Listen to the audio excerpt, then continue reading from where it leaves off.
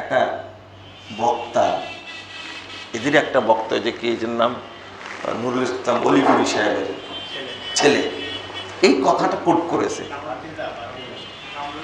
বলছেন যে আপনারা ভালো করে পড়ে দেখেন, ইমাম আবু হানিফা, ইমাম আবু ইউসুফ এবং ইমাম মুহাম্মাদের শক্ত মত হলো এইটা যে ফজর সালাতে ঢুকতে হবে কখন? 223 নম্বর 32 নম্বর হাদিস, রাসূল সাল্লাল্লাহু আলাইহি ওয়াসাল্লাম বলছেন, আল কুরআনু হুজ্জাতুল্লাহ আও আলাইক, কোরআন তোমার পক্ষে দলিল হবে অথবা কি বিপক্ষে দলিল হবে। এটা তারা কি বুঝলাম? কোরআন পড়ে কেউ জাহান্নামে যাবে মনে করছেন? যাবে? বহু মানুষ কোরআন পড়ে জাহান্নামে যাবে, বহু মানুষ। আর বহু মানুষ কোরআন পড়ে জান্নাতে যাবে। তাহলে কোরআন পড়ে যদি নিজের মতো বোঝে তাহলে কি কুফরি? কোরআনটা কার কালাম? আল্লাহর কালাম। আল্লাহ যেটা বুঝাতে চেয়েছেন ওইটা না বুঝে আপনি উল্টা বুঝলেই ইউহাররিফুনাল কালিম আম্মা মাদিহি, তাহলে আল্লাহর কথাকে কি করে ফেললো? ঘুরায় ফেললো। আর এটা কাদের কাজ? ইহুদিদের কাজ। আল্লাহর কথা ঘুরানো কাদের কাজ? ইহুদিদের কাজ। আপনি ঘুরাতে পারবেন না। আল্লাহ বোঝাতে চেয়েছেন একটা, আপনি উল্টা বুঝলেন কেন? এ অধিকার কে দিল? আল্লাহ কি বলছেন? সূরা ফুরকান 33 নম্বর আয়াত, আল্লাহ বলছেন, ওয়ালা ইয়াতুনাকা বিমাসালিন ইল্লা জিনাকা বিল হক। মুহাম্মদ শোনো, লোকেরা তোমার কাছে যে বিষয়গুলো নিয়ে আসে তার সমাধান আমি আল্লাহ দেই ওহী দ্বারা। কি দ্বারা? জিনাকা বিল হক, আমি হক দ্বারা ওহী নাজিলের মাধ্যমে তার সমাধান দেই। তারপরে বলছেন ওয়া আহসানা তাফসীরা, আর এর উত্তম তাফসীর কি হবে আমি আল্লাহ সেটাও বলে দিই। বলেন আলহামদুলিল্লাহ। তাহলে কোরআনের উত্তম তাফসীর কে বলে দিয়েছেন? আল্লাহ। কোরআন আল্লাহর কালাম, তাই না? যেহেতু আল্লাহর কালাম, আর তার অর্থটা ব্যাখ্যাটা কে ভালো বুঝেন? আল্লাহ ভালো বুঝেন। তিনি যেহেতু বলে দিয়েছেন ও আহসানা তাফসীরা, এর উত্তম তাফসীরটা কি হবে সেটাও আমরা তোমাদের কি দেব? বলে দেব। কিন্তু আমাদের ভয় নাই, আমাদের সাহসটা অনেক বেশি। আমরা কিভাবে ব্যাখ্যা দিচ্ছি? যেমন একটা ব্যাখ্যা আমরা দিচ্ছি এখন, ব্যাখ্যাটা হলো যে এই যে কিছুদিন আগে রমাজানও গেল, শাবানও গেল, তাই না? আল্লাহ বলছেন ইন্না আনজালনাহু ফি লাইলাতিন মুবারাকা, আমরা কোরআনকে নাযিল করেছি বরকতময় রাত্রিতে। ফি লাইলাতিন মুবারাকা। বাংলাদেশের আহলে হাদিস ছাড়া যত দল পথ মত আছে সবার একটা ব্যাখ্যা, পরিষ্কার ব্যাখ্যা, যে লাইলাতে মুবারাকা দ্বারা বোঝানো হয়েছে শবে বরাতের রাত্রি। কিসের রাত্রি? শবে বরাতের রাত্রি। দেখেন একটা উদাহরণ দিচ্ছি, আস্তে আস্তে চলেন, ভিতরে ঢুকি, তাহলে সুবিধা হবে। তাহলে কোরআন কি লাইলাতুল মুবারাকা বলতে কি শবে বরাতের অর্থাৎ শাবানের রাত্রি এটা? হ্যাঁ, তাহলে আল্লাহ বললেন শাহরু রমাদান আল্লাযী উনজিলা ফীহিল কুরআন, রমাজানে আল্লাহ কোরআন নাযিল করেছেন, তাই না? রমাজানে কোরআন নাযিল করেছেন। তাহলে শাবানের 15 তারিখ কি রমাজানে হয় না শাবান মাসে হয়? শাবান মাসে হয়। আর একটা সূরাতুল কদর নামে একটা সূরাই নাযিল হয়েছে, তাই না? আল্লাহ কি বলছেন? ইন্না আনজালনাহু ফি লাইলাতুল কদর, কদরের রাত্রিতে আমরা কোরআন নাযিল করেছি।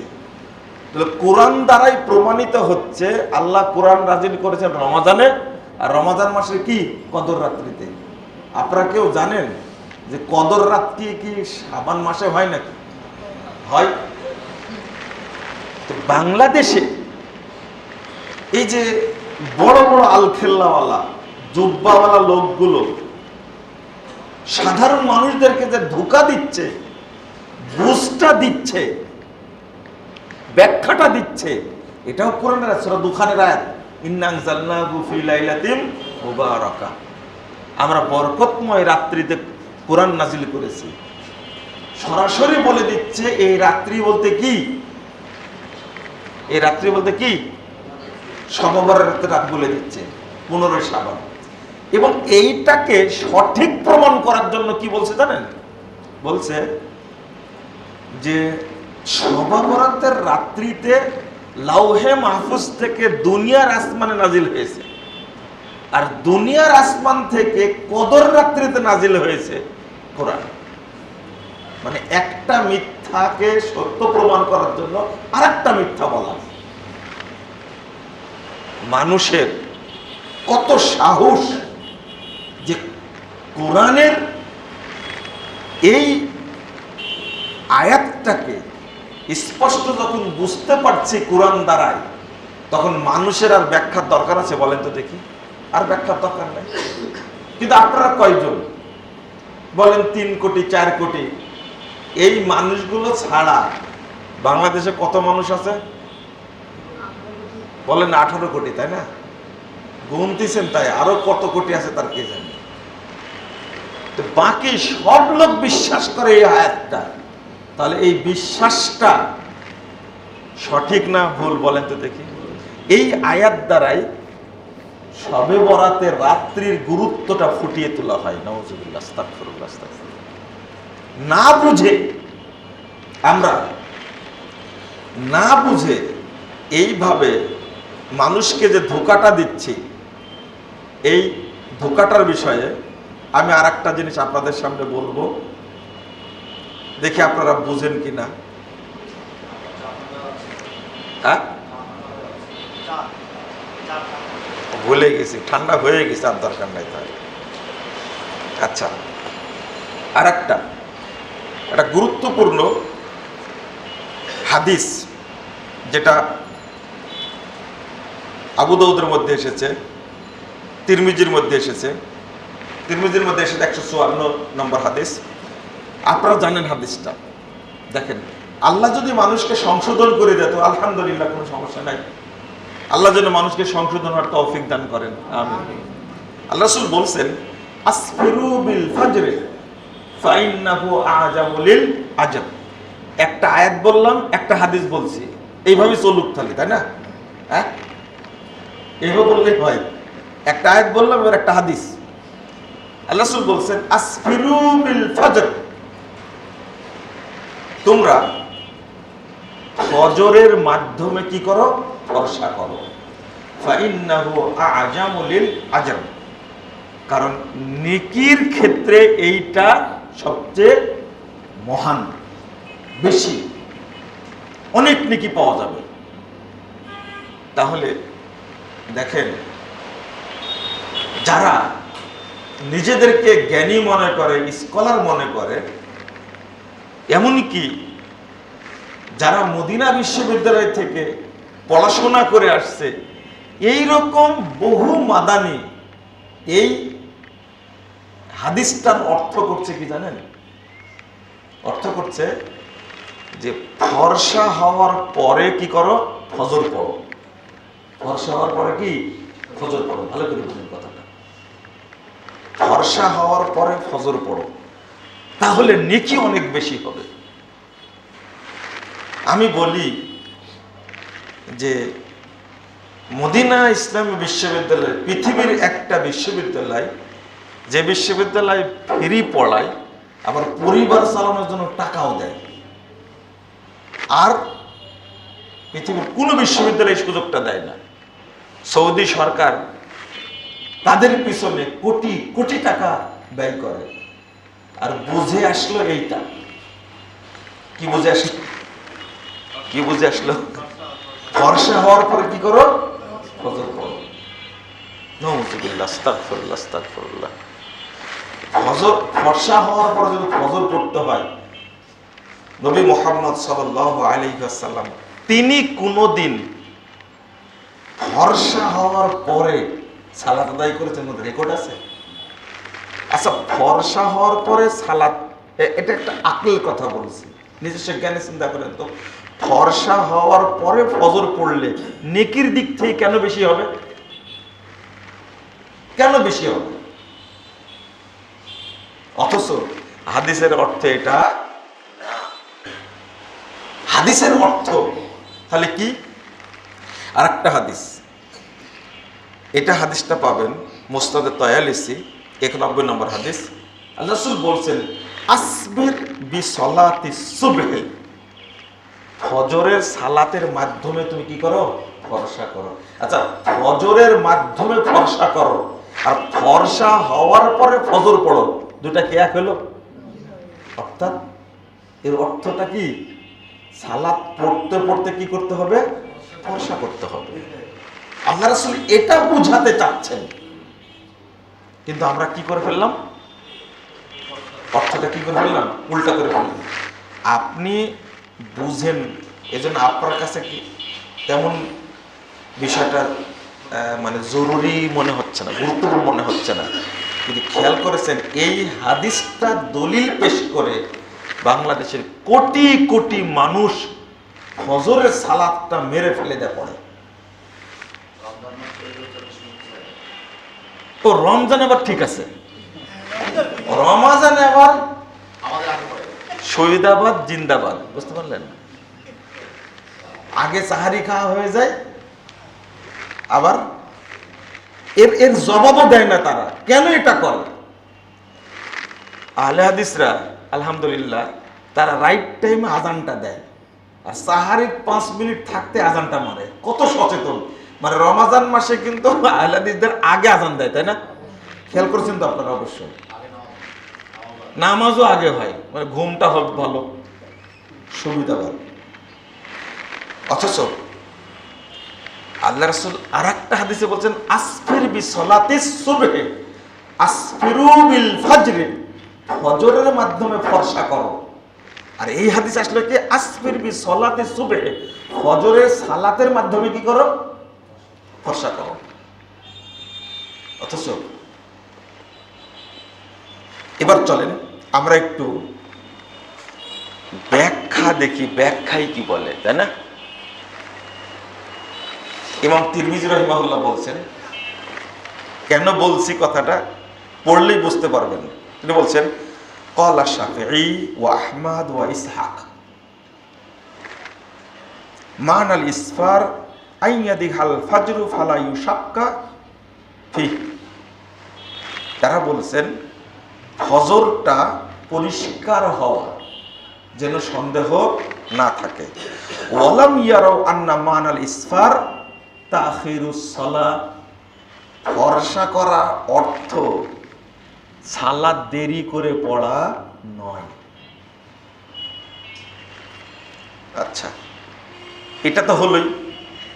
ইমাম তাহাবি, বাংলাদেশে একজন মুহাদ্দিসকে খুব মূল্যায়ন করা হয়, বাংলাদেশে একজন মুহাদ্দিসকে খুব মূল্যায়ন করা হয় এবং তার কিতাবই পড়া হয়, সেটা হলো ইমাম তাহাবি রাহিমাহুল্লাহ। তারা মনে করেন ইমাম তাহাবি হানাফি ছিলেন, এই জন্য তার কিতাবটা গুরুত্বপূর্ণ মনে করে খুব বেশি। ইমাম তাহাবির জন্ম 239 হিজরিতে, মৃত্যু হলো 321 হিজরিতে। তিনি এই হাদিসের ব্যাখ্যায় বলছেন, দেখেন তো, তাহাবির মধ্যেই তিনি বলছেন, এই হাদিসটা উল্লেখ করে বলছেন, ইয়ামবাগি দুখুলু ফিল ফজরে ফি ওয়াক্তিত তাগলিস, ফজরের সালাতে প্রবেশ করতে হবে অন্ধকারে। আর দুখুল ফিল ফজরে ফি ওয়াক্তিত তাগলিস, অর্থাৎ যখন অন্ধকার থাকবে তখন সালাতে কি করতে হবে? প্রবেশ করতে হবে। ওয়াল খুরুজ মিনহা ফি ওয়াক্তিল ইসফার, আর বের হতে হবে ফর্সা হলে। আলা মুওয়াফাকাতি মা রাওয়াইনা আন রাসূলিল্লাহ সাল্লাল্লাহু আলাইহি ওয়াসাল্লাম। তার কথাটা কেন বললাম? যেটা আমরা বর্ণনা করেছি আল্লাহ রাসূল থেকে ও আসহাবিহি এবং তার সাহাবীদের থেকে, ওয়া হুয়া কওলু আবি হানিফা, আর এটাই হলো আবু হানিফার কি বক্তব্য, ওয়া আবি ইউসুফ ওয়া মুহাম্মদ ইবনে হাসান রাহিমাহুমুল্লাহু তাআলা। তাই এই কথাটাই আবু হানিফার, এটাই ইমাম আবু ইউসুফের কথা, এটাই ইমাম মুহাম্মাদের কথা। ইমাম তাহাবী রাহিমাহুল্লাহ বলছেন, একটা বক্তা, এদের একটা বক্তা, যে কি এর নাম নুরুল ইসলাম অলিপুরি সাহেবের ছেলে, এই কথাটা কোট করেছে। বলছে যে আপনারা ভালো করে পড়ে দেখেন, ইমাম আবু হানিফা, ইমাম আবু ইউসুফ এবং ইমাম মুহাম্মাদের শক্ত মত হলো এইটা যে ফজর সালাতে ঢুকতে হবে কখন? অন্ধকারে। আর কেরাত লম্বা করে কি করতে হবে? ফর্সা করে বের হতে হবে। এই কথাটা একমাত্র এই হানাফি আলেমের বাচ্চা উনি বলেছেন। নুরুল ইসলাম অলিপুরি সাহেব তো দেওবন্দীদের কাছে অনেক বড় আলেম, তাই না? আরো পরিষ্কার করছেন ইমাম তাহাবী রাহিমাহুল্লাহ, আরো বলছেন আসফিরু বিল ফাজরে, এবার বলছেন আসফিরু বিল ফাজরে, তোমরা ফজরের মাধ্যমে ফর্সা করো, আই আতিলুল কিরাআতা ফিয়া, অর্থাৎ তোমরা কিরাতকে কি করো? লম্বা করো, কিরাতকে দীর্ঘ করো। লাইসা যালিকা আলা আইয়াদখুলু ফিহা ফি আখিরি ওয়াক্তিল ইসফার, বলছে এর অর্থ এটা না যে ফর্সা হলে সালাতের মধ্যে ঢুকো, ওয়ালাকিন ইয়াখরুজু মিনহা ফি ওয়াক্তিল ইসফার, বরং সালাত শেষ করতে হবে কি যখন কি হয়? ফর্সা হবে তখন। তাহলে আমরা হাদিসও মানছি না, আবার সালাফদের বক্তব্যকেও মানছি না। তাহলে আমরা মানতে চাই কি? তাহলে ওখানে বক্তব্য আসলো ইমাম আহমদ, ইমাম শাফি, ইমাম আবু ইসহাক, এখানে আসলো ইমাম আবু হানিফা, ইমাম কি ইউসুফ, ইমাম মুহাম্মদ।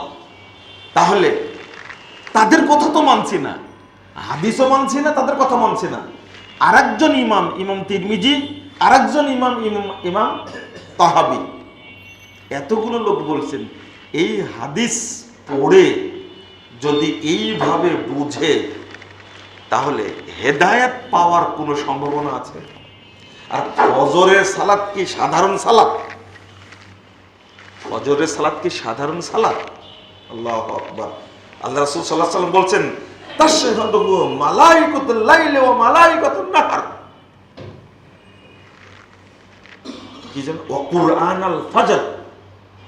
আল্লাহ রাসূল সাল্লাল্লাহু আলাইহি ওয়াসাল্লাম বলছেন ফজরের সালাতে তেলাওয়াত বেশি হয়, এই জন্যই দিনে নিযুক্ত সমস্ত ফেরেশতা এবং রাতে নিযুক্ত সমস্ত ফেরেশতা ওই ফজরের টাইমে উপস্থিত থাকে।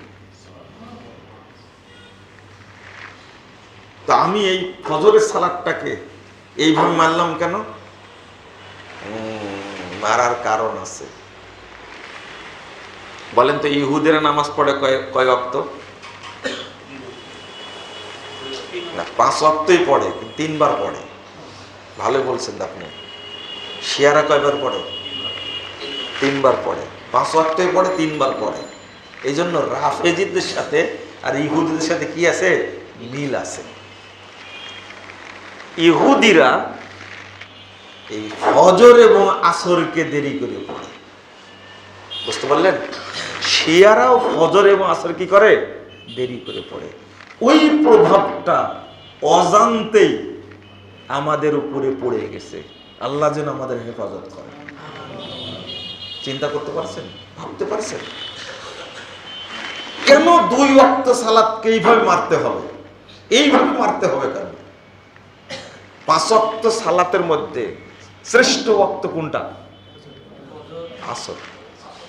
আসর শ্রেষ্ঠ ওয়াক্ত কোনটা? আসর। তারপরে কোন ওয়াক্ত? ফজর। আল্লাহ রাসূল সাল্লাল্লাহু আলাইহি ওয়াসাল্লাম বলছেন যে ফজরে এবং আসরে ফেরেশতা পরিবর্তন হয়। ফেরেশতা কি হয়? 555 নম্বর হাদিস সহিহ বুখারীর মধ্যে এসেছে, ফেরেশতা পরিবর্তন হয়। এবং এই দুইবারই আল্লাহ জিজ্ঞেস করেন, দুইবারই জিজ্ঞেস করেন, কাইফা তারাকতুম ইবাদি ওয়া হুয়া ইয়ালাম। আল্লাহ রাসূল বলছেন, আল্লাহ জানা সত্ত্বেও ফেরেশতাদেরকে জিজ্ঞেস করেন, কাইফা তারাকতুম ইবাদি, এটা সাক্ষী রাখার জন্য, বান্দার জন্য সাক্ষী রাখার জন্য আল্লাহ জিজ্ঞেস করেন, তোমরা আমার বান্দাদেরকে কিভাবে রেখে আসলে? ফেরেশতারা উত্তর দেয়, ফাইদা আতাইনাহুম ওয়া হুম ইয়াসাল্লুন ওয়া ইযা তারাকনাহুম ওয়া হুম ইয়াসাল্লুন। আল্লাহ, যখন তাদের কাছে গেছিলাম তখন তাদেরকে সালাত অবস্থায় পেয়েছিলাম, যখন আমরা বিদায় নিয়ে আসছি তখনও সালাত অবস্থায় রেখে আসছি। এই দুই ওয়াক্ত সালাতকে কি করে ফেলা হয়েছে? মেরে ফেলা হয়েছে, হত্যা করা হয়েছে। মাগরিবে কিন্তু হত্যা করা হয়নি, এসাও কিন্তু কি করা হয়নি? হত্যা করা হয়নি। মাগরিবে খুব তাড়াতাড়ি পড়ে, এসাও কি তাড়াতাড়ি। আমার এক উস্তাদ বলতেন, এতদিন কি পড়ালাম এটাই বুঝলে না, এশা আগে পড়ে নাই ঘুমটা যেন ভালো হয়, আর ফজর দেরি করে পড়ে ঘুমে যেন ডিস্টার্ব না হয়। মুরব্বীদের কথা তো, এটাও বলে দিতে হবে আমাদেরকে। আমার উস্তাদ এখনো বেঁচে আছে, খুব অসুস্থ, এটাও বলে দিতে হবে, এটা বুঝো না, তাড়াতাড়ি যেন ঘুমায় যেতে পারে, এই জন্য এশাটা কি আগে পড়ে নাই, আর ফজর দেরিতে পড়ে ঘুমে যেন ডিস্টার্ব না হয়। একবারে ঠিক মতো ঘুমায়, তারপরে ইচ্ছা মতো কি পড়বে? ফজর পড়বে। লা হাওলা ওয়ালা কুওয়াতা ইল্লা বিল্লাহ। আমি আরেকটা জিনিস বলি, আল্লাহ রাসূল সাল্লাল্লাহু আলাইহি ওয়াসাল্লাম ফজরের সালাতে 60 থেকে 100টা আয়াত পড়তেন। কয়টা? 60 থেকে 100টা। আচ্ছা, যখন বাংলাদেশে ফজর পড়া শুরু হয় তখন যদি 60 থেকে 100 আয়াত পড়া হয়, সূর্য কত দূর উঠবে বলেন তো দেখি? আচ্ছা, এই বুঝগুলো মসজিদের সভাপতি, মসজিদের সেক্রেটারি কেউ বুঝে না বাংলাদেশে? সবাই কি মূর্খ? হ্যাঁ, মসজিদের সভাপতি, মসজিদের সেক্রেটারি যদি বলদ হয়, তাহলে মুসল্লিরা কিভাবে তাদের কাছে নিরাপদ বলেন তো দেখি? তারা তো ইমামকে বলতে পারে। আমরা হাজিদের, আর আমরা আহলে হাদিসরা নির্যাতন করছি। সবচেয়ে নির্যাতিত ওয়াক্ত আহলে হাদিসদের কাছে জহর। কি? জহর। জহরের ওয়াক্ত হচ্ছে 11:55-তে, আপনি পড়ছেন কয়টায়? একটাই পড়ছেন। তো এর চেয়ে আর কি নির্যাতন হতে পারে বলেন তো দেখি? তো মাগরিবটা একটু পরে পড়লে হয় না? এশা আর মাগরিব একসঙ্গে পড়লে কেমন হয়? মানে মনে করেন মাগরিব হচ্ছে কয়টা? 6:35 নাকি 6:35, 7:35 পড়লে হয় না? এটা তা দুইটা একবারে পড়া হবে, এটা সুবিধা হলো। লা হাওলা ওয়ালা কুওয়াতা না, ওয়াক্ত হয়ে গেছে, 15 থেকে 20 মিনিটের মধ্যে সালাত পড়ে নিতে হবে। আপনারা হাজী সাহেব হজ করে আসলেন, মসজিদের সভাপতি হাজী, মসজিদের সেক্রেটারি অধিকাংশই হাজী, হজ করে আসলে মক্কা থেকে, টাইম হলে আজান দিয়ে দেয় না? এক হাজী এসে আমাকে বলছে যে মক্কার মানুষও কত ভ্রষ্ট হয়ে গেছে। আমি বললাম যে চাচা এত বড় কথা বললেন? আমাকে ডেকে নিয়ে বলছে যে এই তো কিয়ামতের আলামত, মক্কার মানুষের কত ভ্রষ্ট হয়ে গেছে। কেন? আরে 12টায় বাজেনি জোহরের আজান দিয়ে দেয়। ওই যে গল্পের মতো হয়েছে, মক্কায় গেলাম সব আরবি বলে, শুধু আজান আর একামতটা বাংলা। বুঝতে পারলেন কেমন মূর্খ হাজী? আপনি চিন্তা করেন। বলছে যে মক্কার মানুষের কত কষ্ট হয়ে গেছে, কারণ 12টার নামাজতে জোহরে আজান দেয়, ওই টাইমে নামাজ পড়ে নামাজ হয়। তা আপনি কি করতেন? যে না, আমি 1:30টার আগে পড়িনি। জামাত যে হচ্ছে, জামাত নামাজ পড়লে হবে না তো? চিন্তা করছেন কত বড় হাজী। এলো হাজি, এলো টাকার হাজি, দিনের হাজি না। আমি বুঝায় বললাম, প্রথম কথা বলছেন যে মক্কার মানুষ কত কষ্ট হয়েছে, কথাটা ভুল কথা, যাচাই না করে বললেন। কয়দিন ছিলেন? তো বলছে 46 দিন ছিলাম। জহরের সালাতটা জামাতে পড়েননি? বলছে না, পড়িনি জামাতে। কারণ কি? ওই টাইমে নামাজ পড়ে নামাজ হয়? আমার তো ওয়াক্ত কয়টা ক্যালেন্ডার ধরে দেখা দিলাম। বাংলাদেশে কিন্তু জহরের সালাতের ব্যাপারে কিন্তু দ্বিমত নাই। দেখছেন আপনারা? দেখছেন? একই। আসরে গিয়ে কি করেছে? মারিয়ে দিছে। জহরে ঠিক আছে। আমরা দেখেন তো কয়টা দেওয়া আছে? বলছে এটাও ভুল দেওয়া আছে। না, এটাও ভুল দেওয়া আছে। তাহলে আপনি কিভাবে বুঝাবো? তো ওয়াক্ত ঠিকই হচ্ছে, কিন্তু আপনি পড়েন 1:30টায়।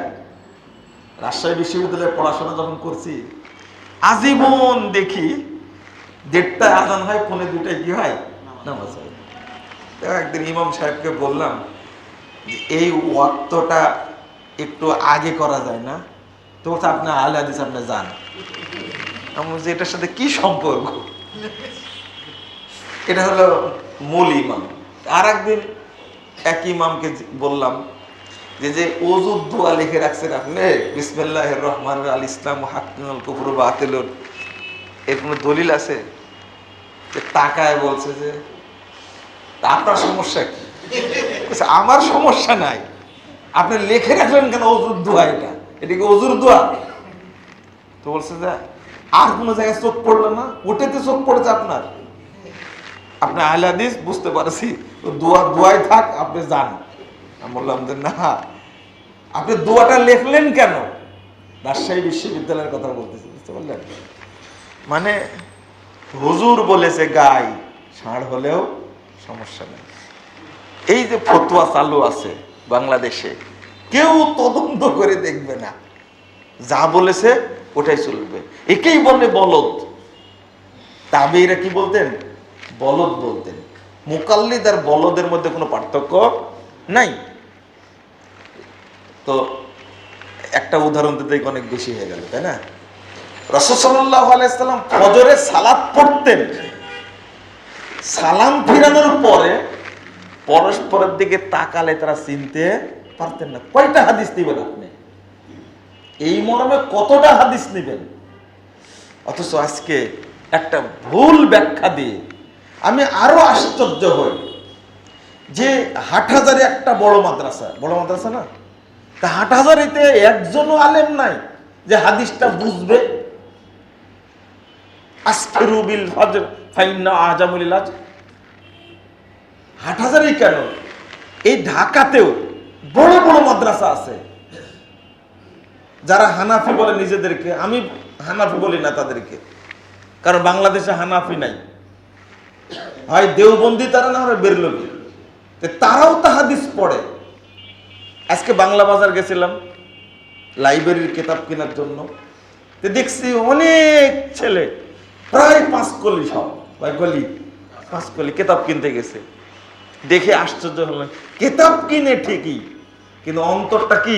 অন্ধ। চোখ কিন্তু ঠিক আছে, চোখ কি আছে? ঠিক আছে, অন্তর কি? অন্ধ। আল্লাহ বলছেন, কেউ কি বুঝান না যে হাদিসের অর্থটা ভুল হচ্ছে? প্রতি বছর 2000-3000 ছেলে, আর সারা বাংলাদেশে যদি হিসাব করা হয় 2-3 লাখ ছেলে দাওরা পাস করে। কি করে? দাওরা হাদিস পড়ে শেষ করে। এমন ভাবে তাদের চোখে অন্তরে মোহর মেরে দেওয়া হয়, তারা এইগুলো বুঝারই কি পায় না, সুযোগ পায় না। সিলেট থেকে এক ভাই গত রবিবার, সোমবারে রাজশাহী দারুল হুদাতে গেছে। উনি চিটাগঙ্গের সিলেটের একটা বড় মাদ্রাসায় পড়ছে। আল্লাহ তাকে হেদায়েত দান করেছে, আলহামদুলিল্লাহ। তো ওনার সাথে আমার বেশ কয়েকটা কথা হলো। উনি বলছেন যে আপনি যে পর্যালোচনাগুলো করেন, এইগুলোতে আমাদের অনেক উপকার হয়েছে, অনেক উপকার হয়েছে। পর্যালোচনাতে এখন সব কি হয়ে যায়, নেটে চলে যায় না, এটা তো আমাদের আয়ত্তে থাকে না, সব চলে যাচ্ছে। এক একজন দেখে দেখে শোনার চেষ্টা করছে, বোঝার চেষ্টা করছে। আলহামদুলিল্লাহ, আল্লাহ যেন এইভাবে মানুষের চোখ খুলে দেয়। আমিন ইয়া রাব্বাল আলামিন। আজান কয়টায় আপনাদের?